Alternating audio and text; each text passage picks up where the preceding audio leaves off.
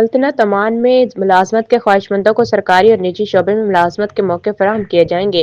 نیا مالیاتی مرکز سرمایہ کاری اور روزگار کے نئے مواقع پیدا کرے گا۔ نیوز ایجنسی کی رپورٹ کے مطابق سلطنت عمان کے ایک خصوصی اجلاس میں عمان گلوبل فائنینشیل سینٹر کے قیام کی منظوری دی ہے، جو ایک نیا بین الاقوامی مالیاتی مرکز ہوگا۔ وینزویلا کے صدر نکولس مادورو پر فرد جرم عائد کر دی۔ غیر ملکی خبر رساں ادارے کی رپورٹ کے مطابق وینزویلا کے صدر نکولس مادورو نے صحت جرم سے انکار کر دیا۔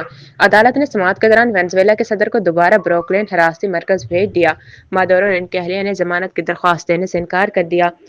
D G I S P R lieutenant general Ahmad Sharif Chaudhry نے وزیر اعلیٰ خیبر پختونخوا کے بیانات پر ردعمل کرتے ہوئے کہا کہ خارجی نور ولی مسعود کو صوبے کا وزیر اعلیٰ بنا دیا جائے یا اس کی بیعت کر لی جائے۔ تفصیلات کے مطابق D G I S P R lieutenant general Ahmad Sharif Chaudhry نے وزیر اعلیٰ خیبر پختونخوا سہیل آفریدی کے بیانات پر ردعمل دیتے ہوئے کہا ہے کہ یہ کہنا کہ افغانستان دیگر ممالک میں دہشت گردی نہیں کرتا، حقائق کے برعکس ہے۔ پوری دنیا اس بات کو تسلیم کرے کہ افغانستان دہشت گردی میں ملوث ہے۔ پاکستان نے وینزویلا میں بڑھتی کشیدگی پر گہری تشویش کا اظہار کرتے ہوئے امریکی کارروائی کو اقوام متحدہ کے چارٹر کی خلاف ورزی قرار دے دیا۔